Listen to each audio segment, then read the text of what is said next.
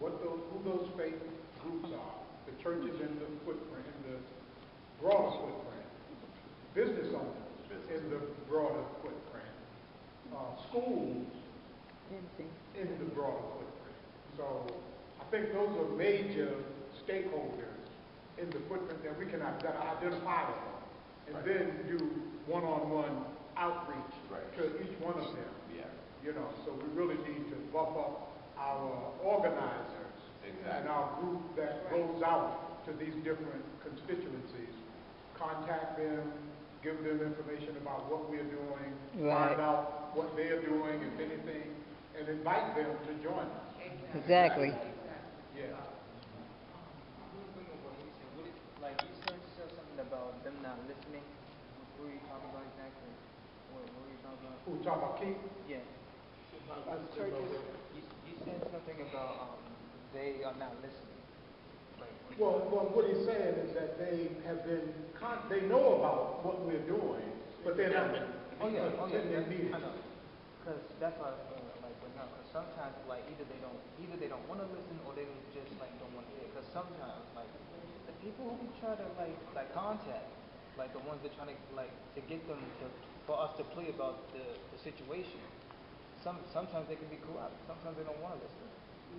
Like sometimes, like whoever we deal with can be dirty. They can be anything. Sometimes they might have someone like in that back pocket. Right. Yeah. That's like they was here from the beginning, and all of a sudden they're not here. Yeah. But they want to benefit From their pocket when it comes on a Sunday or any given day. Exactly. But why they not here? I don't know. Because you know, me and Brian, we always talk about it. Like, most people don't listen because most times they would just take it for like BS, like Brian. Like you know how you just walk up to someone, like you would tell them about what you're trying to do, and they just make it all BS. Exactly. Right. Like really, sometimes I just say, you know what? I don't really. Yeah. I go out there and I would just Do what we gotta do. yeah, I would do just it. like Let's do it. say other people. Yeah. Good point. See, that's why it's nice to have this youth leadership rising. Yes. Because with them, it's the same status quo. Like they think they have the power, and we're just like we're not. Below 'em. Right. That usual status quo of like authority or like someone who doesn't have that. But see, sometimes you don't need like power to like to do what you want to do. I agree. Go ahead. I like that. I like that. That's true. That's really on. But also, what that brings up to me too is some of the, I mean, we're going to have 30 young people working on stuff in Old Town. Maybe some of this outreach work could be done by young people, which, Yes. because when a young person is talking to an They elder, know what they're talking about. it calls a different part of the elder out.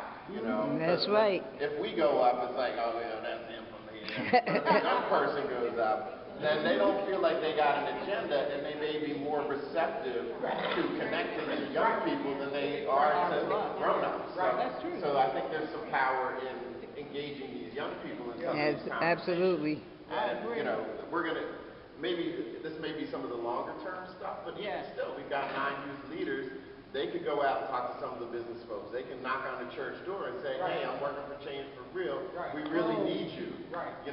When a young person walks up to a pastor and says, Oh yeah, that's heavy. That's That's heavy stuff. Yeah, that's heavy. Because Let me ask everybody, for those that that live close to Old Town or like live there, like for those raise your hand if y'all know what happened like Old Town back then, like what caused it to close down? The one.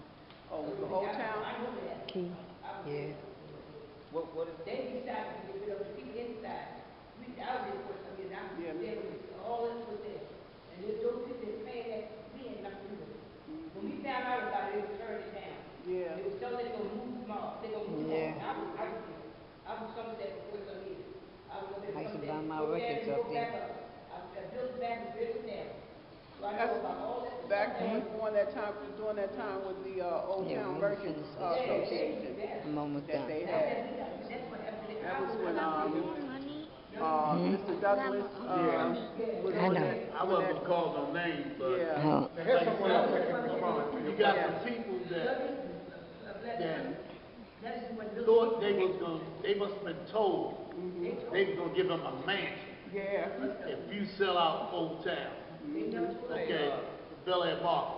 Yeah, the All Old right. Town Merchants Association. I used to come from Sedonia to go to Clifton High School, but I would catch the 19 just to come past Bel Air Market to get my burger in the morning before I go to school. Okay? I would make that roundabout trip just to go there. Okay? You come down here, you put your stuff on layaway for your clothes. Yeah. Okay? You get it out in about a month. So you look good for that one day or that 1 week going in. Okay? To do your thing.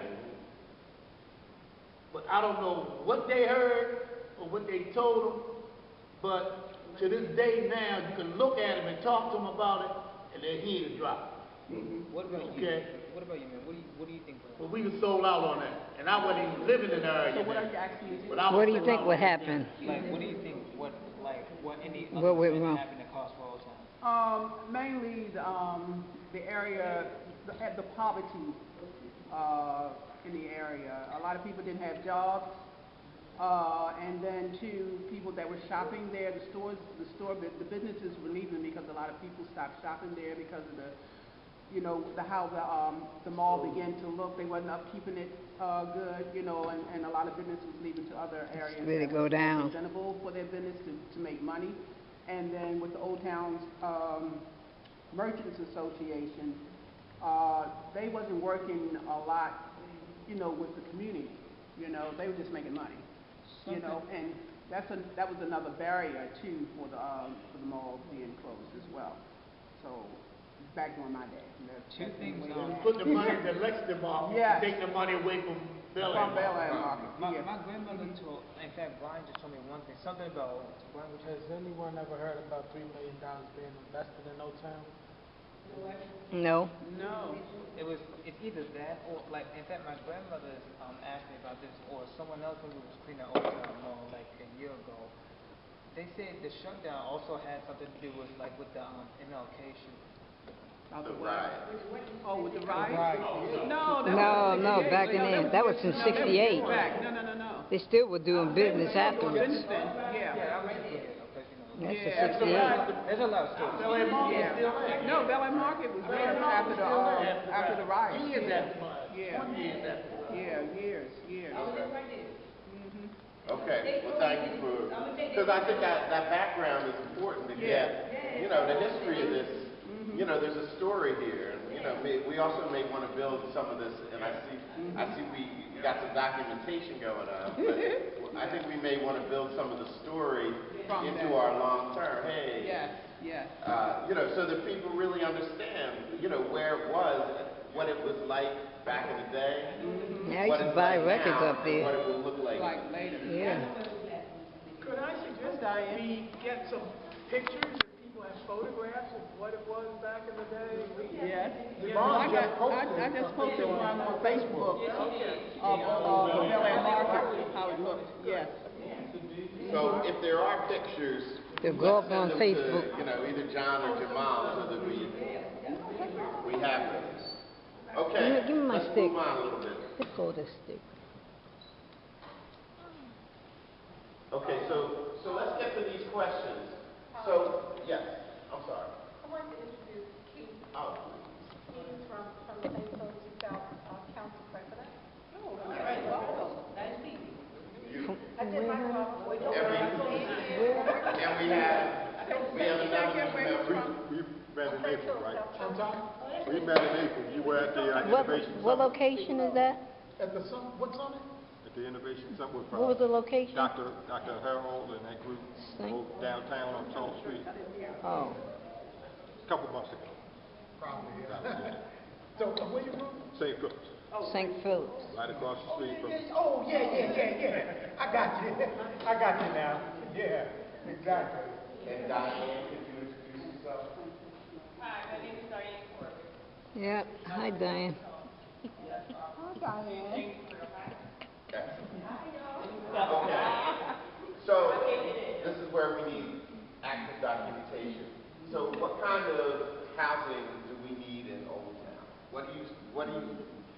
throw that question out to you. What do you see? What What are the options?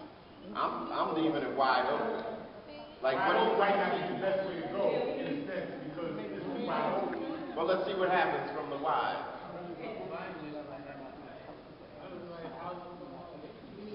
Housing for all ages? Affordable housing. Affordable. Low income, Right. affordable Affordable Okay, now, housing. when we Like say, how you put that. Yeah. when we say low income affordable housing. That's right, then that's right. Give me a number, an income number that you think that we need to